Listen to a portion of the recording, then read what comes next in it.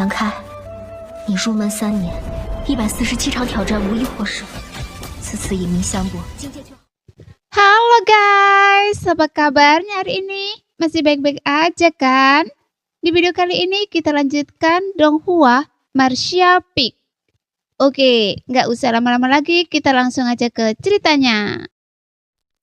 Pada malam hari di dekat pusat pulau Bingcue, di sebuah ruang es, Ran Yunting duduk bersila dan berlatih.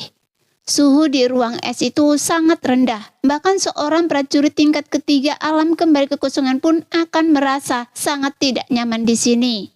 Ia harus mengalirkan energi sucinya untuk menahan dingin yang menyelimutinya. Namun bagi tetua agung lembah Bingxin, inilah tempat terbaik untuk berlatih. Udara dingin yang menyelimuti seolah tertarik oleh sesuatu dan menyerbu tubuhnya, beresonansi dengan energi sucinya dan meningkatkan kekuatannya. Kemudian terdengar langkah kaki pelan di luar pintu, dan tak lama kemudian langkah kaki itu berhenti dan seseorang di luar berkata, "Murid datang untuk memberi hormat kepada guru. Masuk." Ran Yunting tersenyum tipis dan membuka matanya. Sesaat kemudian pintu terbuka dan sesosok wanita cantik masuk dari luar. Ia mengenakan gaun putih bersih dengan rambut hitam bergerak bagai air terjun. Sepasang alis yang cukup tebal, sepasang mata yang sangat cerah, hidung yang mancung, wajah seputih krim, wajah sebening giok, kulit sehalus madu. Sosok ramping dan sikap tenang dan percaya diri. Ia bagaikan boneka es yang dipahat dengan cermat oleh para dewa, tanpa cacat di tubuhnya. Ran Yunting mengamati wanita itu dari atas ke bawah dan menunjukkan sedikit rasa setuju di wajahnya. Lumayan, dari penampilan Anda telah membuat kemajuan dalam jurus Gyo Es. Ini sepadan dengan kultivasi Anda. Saya bahkan membuat pengecualian untuk mengajari Anda jurus ajaib ini. Ekspresi wanita itu tidak senang maupun sedih. Sejak ia masuk tidak ada sedikit pun perubahan dalam ekspresinya. Ia memancarkan hawa dingin yang menusuk tulang di sekujur tubuhnya, seolah-olah ia benar-benar sepotong es. Mendengar ini wanita itu berkata, "Guru, Anda begitu baik, saya tidak berani mengabaikannya." "Bagus sekali, duduklah." Ran Yunting mengangguk sedikit dan menunjuk ke bantal Gyo Es di depannya. Hari ini adalah hari untuk mengatasi keraguan sebulan sekali. Pada hari ini setiap bulan, wanita itu akan datang ke kediaman Ran Yunting untuk memberi penghormatan dan memintanya menjelaskan masalah dan keraguan yang ia temui dalam kultivasi. Sang guru dan murid jelas telah mengalami hal ini berkali-kali, jadi wanita itu tidak asing lagi dan duduk dengan patuh. "Apakah Anda menemukan hal-hal yang tidak jelas dalam kultivasi Anda baru-baru ini?" Ran Yunting bertanya dengan wajah ramah. Meskipun tingkat kultivasinya saat ini 2 tingkat lebih tinggi daripada murid itu, dengan kecepatan kultivasinya mungkin hanya butuh beberapa tahun bagi murid ini untuk dapat mengimbanginya. Dalam beberapa tahun lagi, ia mungkin mencapai tingkat tetua agung. Jadi Ran Yunting memiliki harapan tinggi padanya dan sama sekali tidak sabar. Wanita itu mengangguk pelan dan ketika hendak berbicara, mata indahnya tiba-tiba menangkap sekilas gambar yang tergantung di dinding es di belakang Ran Yunting. Kemudian tubuh wanita itu bergetar hebat. Ia selalu tenang dan tak tergoyahkan bahkan jika langit runtuh. Ia benar-benar menunjukkan ekspresi terkejut yang luar biasa. Mata indahnya berkilat semangat yang luar biasa dan ia menatap orang di gambar itu tanpa bergerak. Namun ekspresi wanita itu sangat rumit dengan keterkejutan, ketidakpercayaan dan kebingungan. Ekspresinya berubah beberapa kali dalam sekejap. Namun hanya dalam sekejap mata ia menahan keanehannya. "Apakah Anda kenal orang ini?" Meskipun ekspresi wanita itu berubah dengan cepat, hal itu tidak dapat disembunyikan dari pengamatan Ran Yunting. Melihat ekspresinya yang salah, Ran Yunting bertanya dengan bingung. Wanita itu menggelengkan pelan. "Saya tidak mengenalnya." Ran Yunting merutkan kening, tampak sedikit tidak yakin. Wanita itu berkata, "Kamar guru selalu sederhana, hanya ada tempat tidur dan kursi. Hari ini saya tiba-tiba melihat gambar seorang pria, jadi saya sedikit terkejut." Setelah mendengar penjelasannya, Ran Yunting tidak terlalu memikirkannya dan mengangguk. "Oh, saya belum pernah melihat orang di lukisan itu, tetapi Sekte Huayo telah mencari orang ini baru-baru ini, dan Tuan Lembah memerintahkan para murid untuk pergi mencarinya. Dia mungkin orang kunci untuk menyelesaikan krisis Lembah Pingsin saya." Jadi begitu. Wanita itu berusaha sekuat tenaga mengendalikan emosinya dan mengangguk ringan. Ran Yunting mengamati ekspresi muridnya dan tidak melihat sesuatu yang mencurigakan dalam ekspresinya. Jadi dia mempercayai penjelasannya dalam hati dan tersenyum tipis. "Biarkan orang lain yang mengurus masalah ini. Tugas pertama Anda sekarang adalah berlatih dengan baik dan berusaha mencapai alam master sesegera mungkin. Dan berusaha menembus alam master sesegera mungkin. Pada saat itu, Lembah Bingsin akan menjadi dunia Anda. Jadi jangan mengecewakan saya." "Murid harus berusaha sebaik mungkin," kata wanita itu dengan suara berat. "Bagus, baiklah, ceritakan tentang masalah yang Anda hadapi dalam kultivasi Anda baru-baru ini." Ran Yunting memberi isyarat dengan hangat. Wanita itu segera membuka mulut dan mengajukan beberapa pertanyaan yang membingungkannya. Ran Yunting mendengarkan dan menjelaskan dengan seksama. Master dan murid saling bertanya dan menjawab sampai waktu berlalu. Dalam sekejap mata fajar menyingsing dan wanita itu bangkit untuk berpamitan. Setelah meninggalkan ruang es, wanita itu berjalan perlahan. Dalam sekejap ia keluar dari pulau bagian dalam Pulau Bingcue dan tiba di pulau bagian luar. Pulau Bingcue terbagi menjadi pulau bagian dalam dan pulau bagian luar. Pulau bagian dalam dijaga ketat. Murid biasa tidak diizinkan masuk tanpa dipanggil. Hanya murid langsung dari para tetua dan personil inti Lembah Bingsin yang boleh masuk. Pulau terluar adalah tempat tinggal dan berlatih para murid biasa. Pulau terluar ini mencangkup area yang luas. Wanita itu langsung menuju puncak es di tenggara pulau terluar. Di bawah puncak es tersebut terdapat sebuah rumah es yang digali secara artifisial. Terdapat ratusan rumah es seperti itu di seluruh puncak es, dan terdapat ratusan puncak es seperti itu di seluruh pulau terluar. Istana es pada dasarnya adalah sebuah gua tempat para murid berlatih dan tinggal. Tergantung pada tingkat kultivasi dan kontribusi mereka terhadap Lembah Bingsin. Tingkat istana es yang dapat dimiliki para murid juga berbeda. Setelah wanita itu tiba di sebuah istana es di dekat kaki gunung, mengeluarkan tangannya dan menembakkan energi suci, menuangkannya ke dalam penghalang di depannya dan menunggu dengan tenang. Untuk waktu yang lama tidak ada jawaban. Wanita itu mengerutkan kening, mengeluarkan sebuah token dari cincin ruangnya, dan menempelkannya pada penghalang di depan istana es. Saat berikutnya, penghalang tersebut berinisiatif untuk memisahkan diri ke samping, memperlihatkan sebuah lorong. Wanita itu melesat masuk dengan langkah tergesa-gesa. Tak lama kemudian, ia tiba di lapisan terdalam. Ia melihat sekeliling, tak ada jejak orang lain di istana es. Hanya sebuah surat tertinggal di atas meja. Bertuliskan, "Surat pribadi Suyan." Tangannya sedikit gemetar, mengambil surat itu, membuka sekelilingnya, mengeluarkan selembar kertas dan membacanya dengan seksama. "Suyan, saya diperintahkan oleh Dewan Tetua untuk pergi bersama para murid untuk melaksanakan misi. Perintah itu dikeluarkan dengan tergesa-gesa dan saya tidak bisa mengucapkan selamat tinggal pada Anda. Jika Anda datang ke sini untuk menemui saya, Anda akan melihat surat ini. Misi kali ini adalah menemukan seseorang, dan orang itu adalah Yangke. Dia telah tiba di Bintang Cilan, tetapi entah kenapa, Sekte Huayo sedang mencarinya, dan Lembah Bingsin juga sedang mencarinya. Ingat, jangan bertindak gegabah, semuanya akan diputuskan setelah saya kembali." Tanda tangannya adalah King Ya. Dan King Ya adalah Master S yang pernah menjadi orang kuat teratas di Penotong Suan. Setelah Suyan membaca surat pendek ini dari awal hingga akhir beberapa kali, tubuhnya sedikit gemetar, memastikan ia tidak salah baca, karena Yang Ke benar-benar ada di sini. Suyan hampir tak percaya ketika melihat potret Yang Ke di ruang es sang guru, tetapi entah kenapa, sulit untuk bertanya langsung kepada Ran Yunting. Jadi ia bergegas menemui King Ya pagi-pagi sekali, ingin bertanya apakah ia mendengar rumor.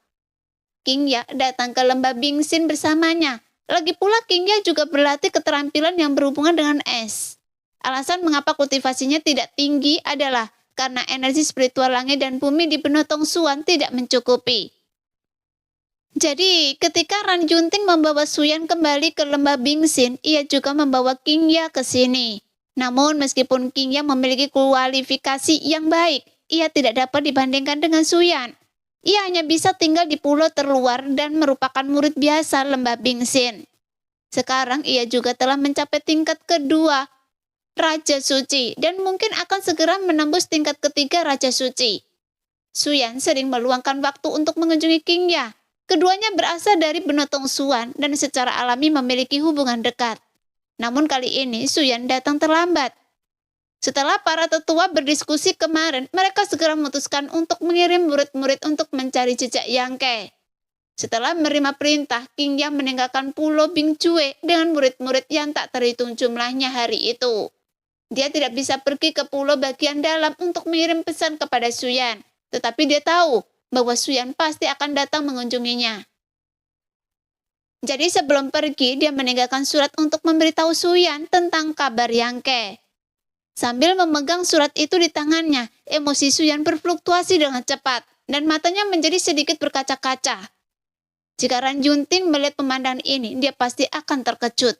Dia selalu berpikir bahwa muridnya memiliki hati sekeras es dan tidak peduli pada apapun. Bagaimana dia bisa begitu tersentuh oleh sebuah surat? Selama puluhan tahun berpikir keras, sekarang dilepaskan dalam 1 hari. Sudah cukup untuk menelan Suyan bulat-bulat.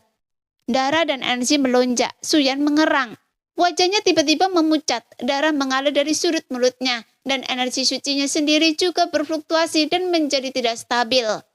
Wajah Suyan berubah warna dan dia tidak berani mengabaikannya.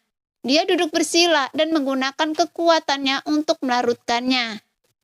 Setelah waktu yang lama, nafasnya yang kacau berangsur-angsur mereda.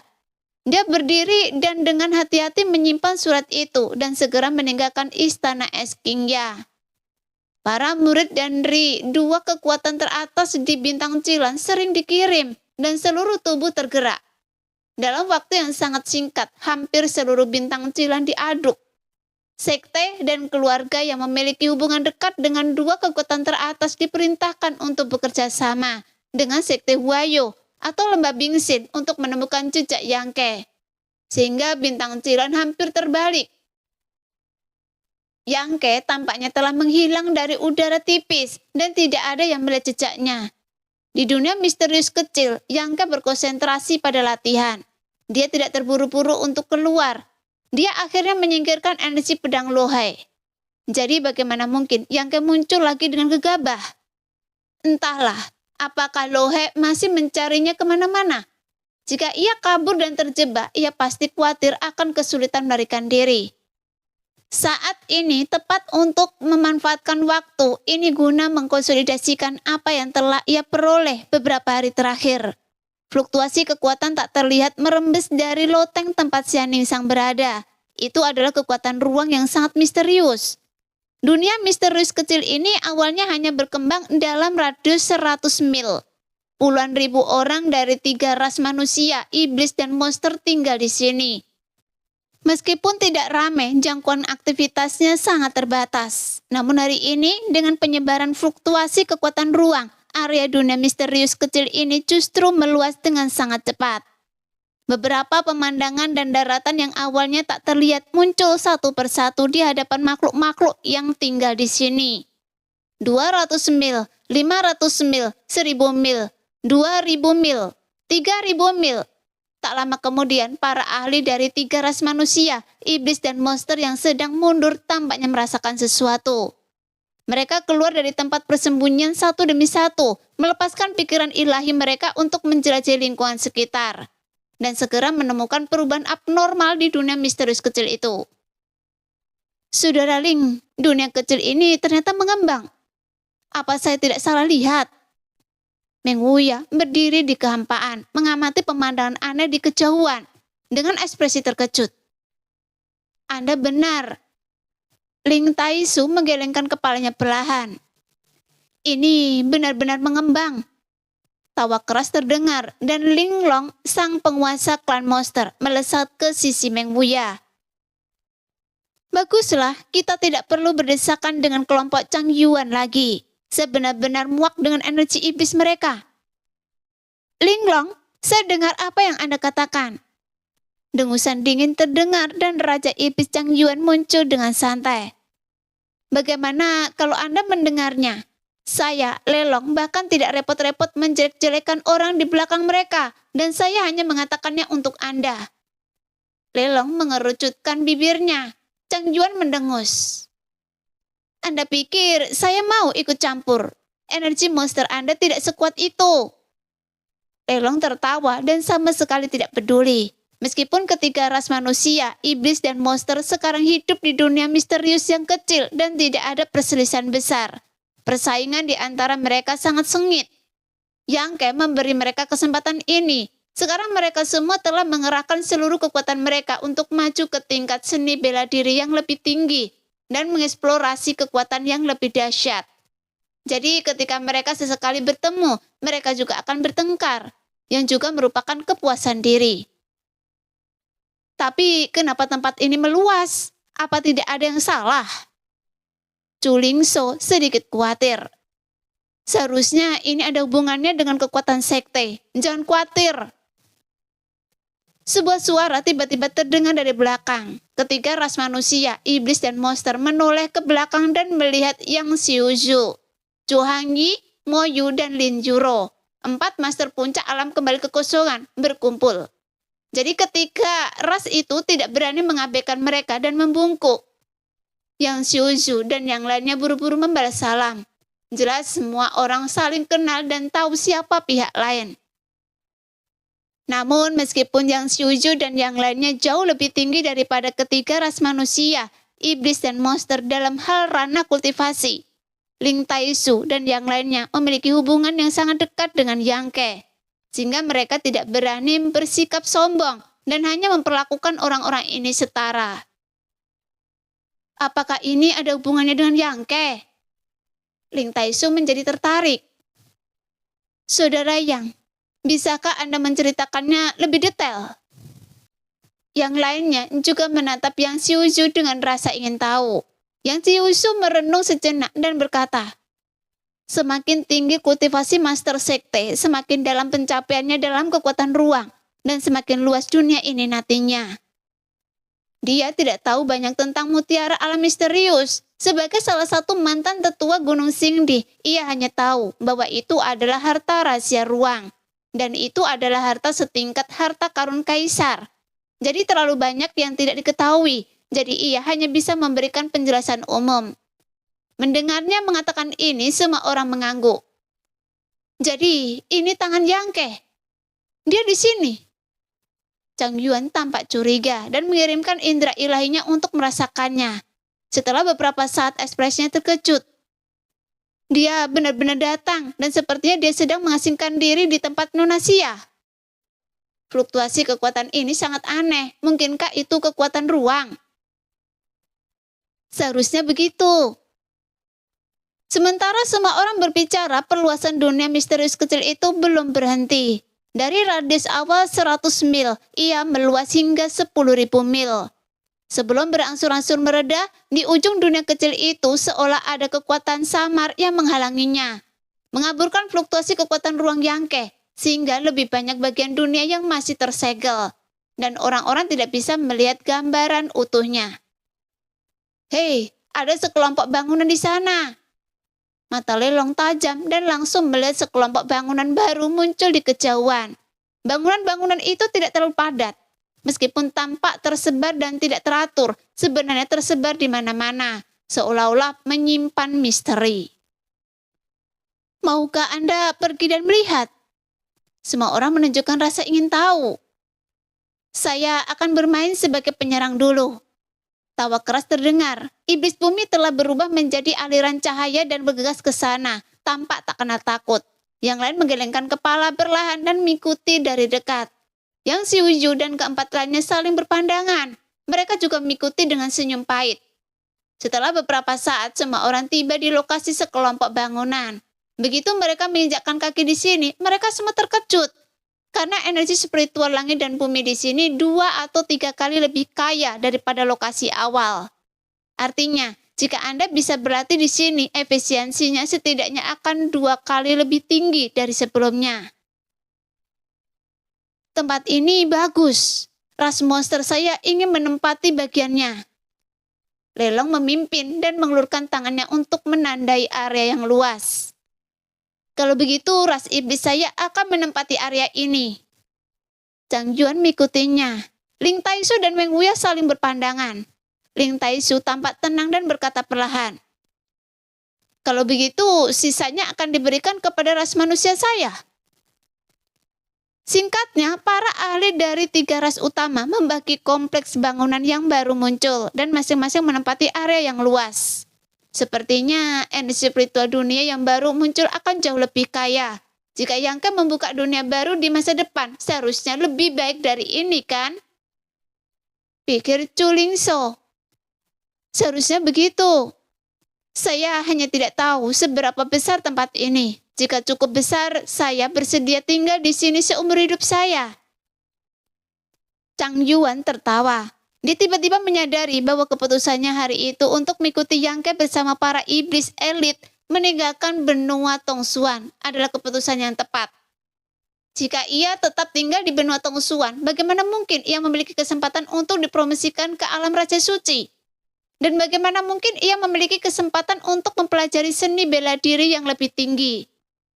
Mungkin sampai ia meninggal karena usia tua. Ia tidak akan pernah bisa melampaui kewangcapaian Dewa Iblis Agung.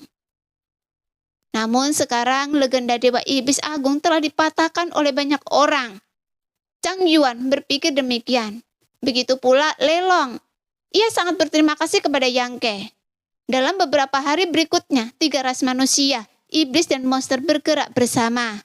Meninggalkan kediaman loteng yang telah mereka bangun sebelumnya dan berbondong-bondong ke kompleks bangunan yang baru muncul ini. Waktu berlalu dengan cepat dan 3 bulan berlalu, dan Yangke keluar dari pengasingannya. Namun Xian Ningsang masih berjaga di depan loteng. Kemudian Yangke memanggilnya untuk mempelajari situasi di dunia misterius kecil itu. Ketika ia mengetahui tentang perubahan besar di sini, ia terkejut untuk sementara waktu. Karena perluasan wilayah dunia misterius kecil itu wajar. Seiring kultivasinya dan pemahamannya tentang kekuatan ruang semakin mendalam, dunia ini pasti akan perlahan menyingkap tabir misteri. Dan perlahan menunjukkan wujud aslinya. Yangke juga sangat penasaran seberapa besar tempat ini. Hanya saja yang sedikit mengejutkan, bahwa sebuah kompleks bangunan baru muncul. Dan itu bukan hal yang buruk. Setelah keluar dari pengasingan, Yangke mengajak Xian Ningsang berjalan-jalan ke sana dan memastikan tidak ada bahaya. Terlebih lagi lingkungan kultivasinya 2 atau 3 kali lebih baik daripada lokasi sebelumnya. Jadi ia merasa lega. Setelah itu, ia pergi menemui Qiantong. Sekarang Qiantong baik-baik saja, meskipun ia sedikit terluka oleh penindasan Lohe di pinggiran luar bintang Cuiwe. Qiantong akhirnya dipromosikan ke alam Raja Kekosongan dan dia pulih dengan sangat cepat. Bahkan dia bekerja keras untuk mengkonsolidasikan wilayahnya. Jadi semuanya berkembang pesat, sehingga Yangke benar-benar lega. Ia secara pribadi menemukan tempat yang sangat baik bagi Xian Ningsang untuk tinggal. Di alam misterius kecil. Dan Yangke ingin memanfaatkan kesempatan ini untuk berlatih teknik transformasi iblis. Dan mengembangkan kekuatan asli naga suci emas dalam tubuhnya. Bersama Xian Ningsang, tentu saja tak pernah berkekurangan romansa dan cinta. Masa-masa ini adalah masa-masa paling nyaman yang pernah dilalui Yangke selama puluhan tahun. Di Pulau Bingcue, di ruang es Ranryunting, Suyan bagaikan bunga putih yang mekar di dunia es dan salju, dengan nafas yang sejuk, pakaian putih yang lebih putih dari salju, dan rambut panjang yang tergerai di bahunya. Mau latihan? Ran Yunting merutkan kening. Suyan datang ke sini untuk menemuinya hari ini dan benar-benar menanyakan hal seperti itu yang mengejutkan Ran Yunting. Iya, Suyan mengangguk. Kenapa tiba-tiba mau latihan? Ran Yunting tersenyum. Sekarang adalah saat yang kritis bagi Anda untuk menembus level kedua alam kembali kekosongan. Melarikan diri saat ini bukanlah hal yang baik. Terlebih lagi situasi di Bintang Cilan sedang genting. Meskipun Anda sudah lama tinggal di pulau bagian dalam, Anda mungkin pernah mendengar beberapa rumor. Akan buruk jika Anda keluar dan bertemu seseorang dari sekte Huayo. Anda juga tahu bahwa Befeng, si brengsek kecil itu, telah terobsesi dengan Anda. Bahkan sekte Huayo juga menggunakan ini sebagai alasan untuk mengincar lembah Bingxin kita dan memaksa kita untuk menyerahkan Anda. Murid tahu. Suyan membuka bibir merahnya dengan ringan. Itulah mengapa saya ingin keluar untuk berlatih. Mungkin setelah berjalan-jalan di luar sebentar, kultivasi saya akan meningkat. Ya, itu bukan hal yang mustahil. Ran Yunting sedikit malu. Jika Suyan mengatakan ingin berlatih di lain waktu, dia pasti tidak akan menghentikannya. Meskipun muridnya baru berada di level pertama alam kembali kekosongan, kekuatan tempurnya yang sebenarnya tidak kalah dengan level ketiga alam kembali kekosongan. Bagaimanapun dia adalah jenius yang bisa bertarung lintas level. Elit di antara elit, fisik istimewa es kristal Gyo, dikombinasikan dengan keterampilan Gyo es. Dari lembah hati es, hanya ada sedikit saingan di bawah alam raja kekosongan. Dan pelatihan seorang prajurit bukanlah proses tertutup. Berlatih selalu menjadi satu-satunya cara untuk berkembang. Namun sekarang, situasi di Bintang Cilan tiba-tiba berubah. Jadi bagaimana mungkin Ran Yunting membiarkan Suyan pergi?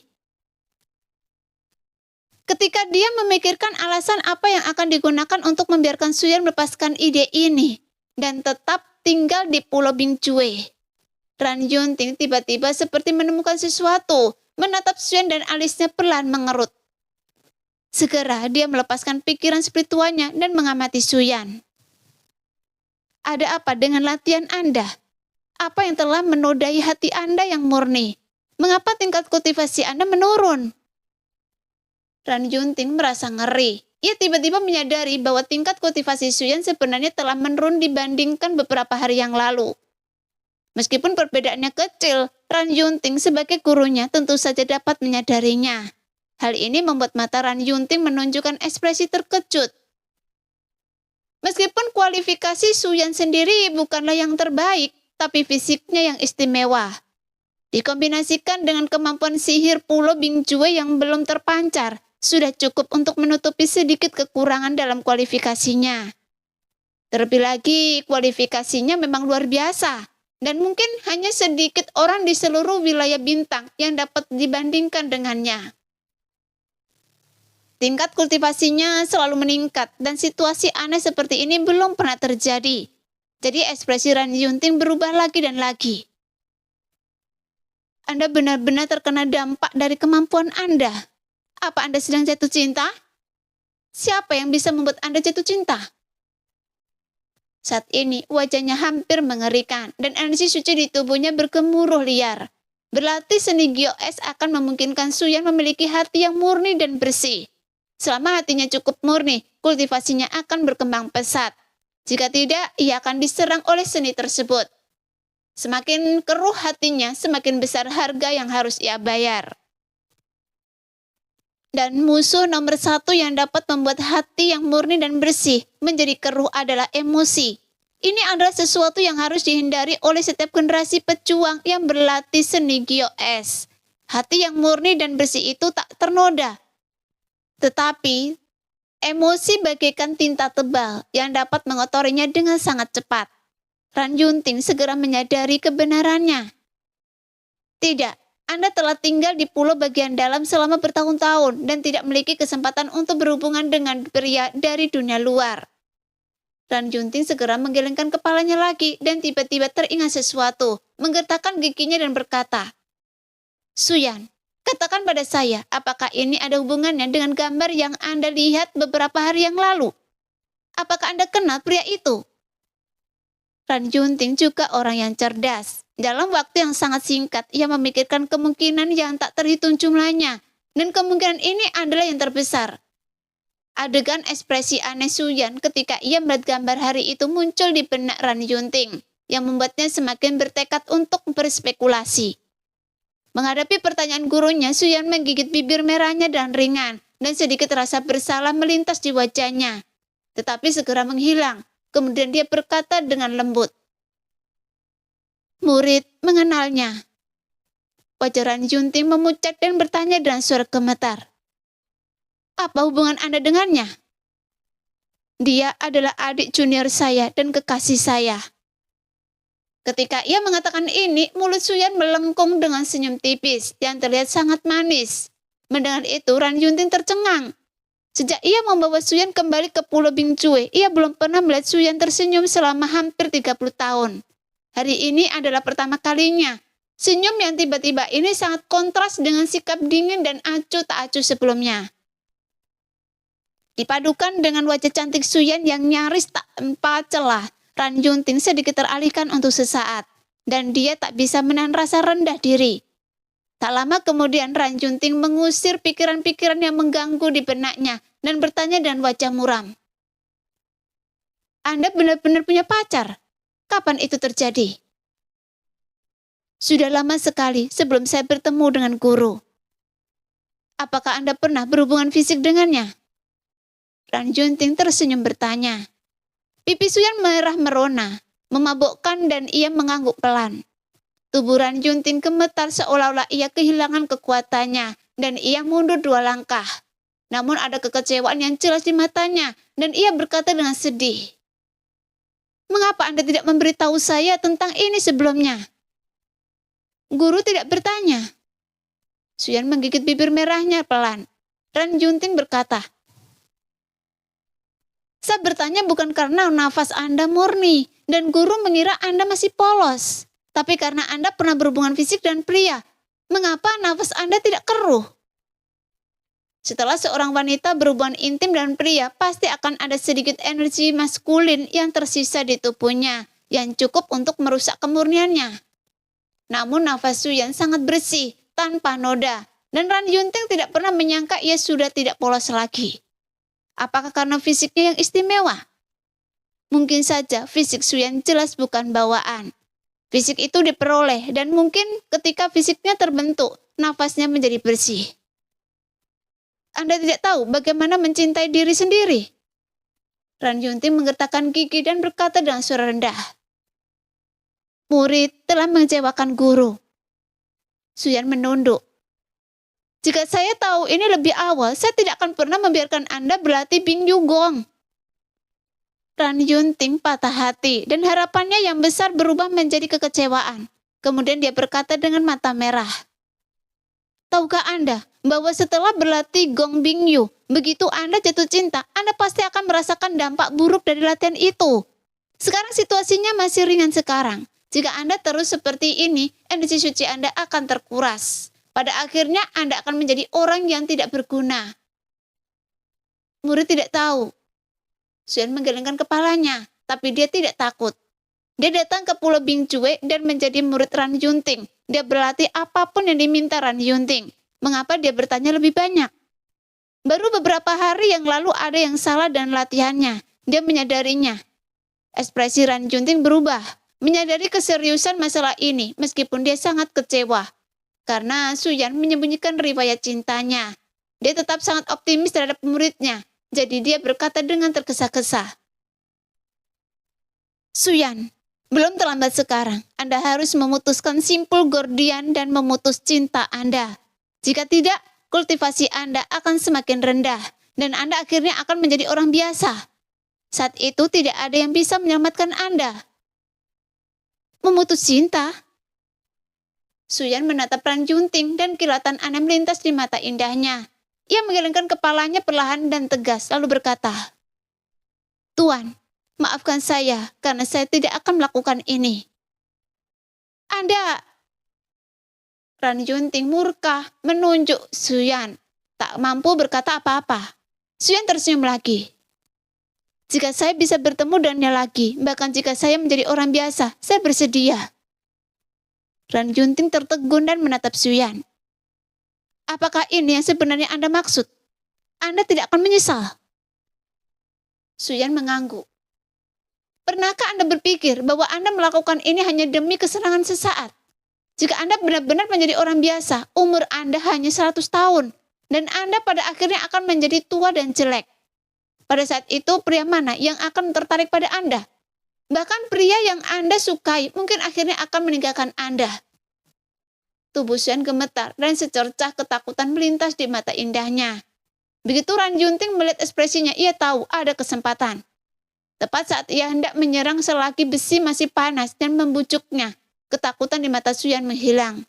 Ia mengulurkan tangan dan merapikan rambut di dekat telinganya. Kemudian Suyan berkata lembut, jika saya bisa bersamanya lagi, saya bersedia.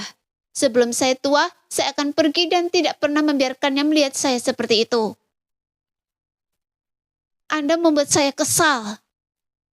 Dada Ran Junting naik turun dengan hebat. Ia tidak pernah menyadari bahwa muridnya memiliki sisi yang keras kepala dan tidak masuk akal seperti itu. Guru, saya ingin keluar, kata Suyan dengan suara berat. Apakah Anda ingin keluar dan mencari pria itu? Ran Junting menatapnya dengan dingin. Sebelumnya, ia mengira Suyan ingin keluar dan menimba pengalaman agar bisa menembus kemacetan di depannya. Tetapi sekarang ia tidak tahu tujuan sebenarnya dari muridnya itu. Ia jelas akan menemukan jejak orang di lukisan itu. Baik, guru, tolong bantu saya. Suyan tidak menyangkalnya. Hanya angan-angan. Ran Junting mendengus dingin. Selama ini, Anda harus patuh tinggal di Pulau Dalam. Dan jangan pernah berpikir untuk keluar dari Pulau Dalam. Guru akan menemukan cara untuk membantu Anda menyelesaikan kesulitan yang ada di depan Anda. Saya harap Anda tidak mengecewakan guru lagi. Guru! Suyan sangat cemas. Ran Junting mendengus dingin dan berteriak. Kemarilah! Dua wanita segera masuk dari luar pintu. Mereka berdua memiliki tingkat kultivasi tingkat pertama alam kembali ke kosongan. Mereka mengepalkan tangan dan berkata, apa yang diinginkan tetua? Bawa Suyan pergi dan awasi dia. Jika dia berani meninggalkan kediamannya, saya akan meminta pertanggungjawaban Anda. Kedua wanita itu saling memandang dan bingung. Mereka tidak tahu apa yang telah dilakukan Suyan hingga membuat tetua begitu marah. Anda tahu, tetua selalu bangga pada Suyan sebelumnya dan dia telah menyatakan berkali-kali di depan orang luar bahwa keputusan paling tepat yang pernah ia buat dalam hidupnya adalah menerima Suyan sebagai muridnya. Suyan pasti akan menjadi pilihan pertama untuk lembah Bingsin. Tapi sekarang, Ran Junting jelas sangat marah dan bahkan ingin menjadikan Suyan tahanan rumah. Jadi apa sebenarnya terjadi? Namun kedua gadis itu tidak berani bertanya lebih lanjut. Mereka hanya melirik Suyan dengan penuh perhatian dan berkata, Adik Su, saya mohon. Tuan. Suyan menatap Ran Junting memohon, berharap dia akan berubah pikiran. Bawa dia pergi. Ran Junting memunggungi Suyan dan berteriak, seolah-olah dia tidak ingin melihatnya lagi. Adik Su, saya mohon jangan mempersulit kami. Gadis yang lebih tinggi dari kedua gadis itu mengerutkan kening dan mendesak dengan tidak sabar. Suyan menatap punggung Ran Junting dan mendesah pelan. Dan dia juga tahu bahwa tidak ada gunanya mengatakan apapun sekarang. Jadi dia hanya bisa membungkuk dan berbalik. Tak lama kemudian Ran Junting menjadi satu-satunya yang tersisa di ruang es. Dia menatap gambar yang tergantung di dinding es dengan tatapan tajam. Seolah-olah dia ingin memotong orang di lukisan itu menjadi berkeping-keping. Tiba-tiba dia mengangkat telapak tangannya dan memukul di depan. Dengan suara keras gambar itu langsung berubah menjadi bubuk. Nah, jangan jatuh ke tangan saya, atau saya akan mencabik-cabik Anda. Ran Junting diam-diam marah. Demikianlah cerita hari ini. Kita lanjut lain hari ya guys ya. Bye-bye.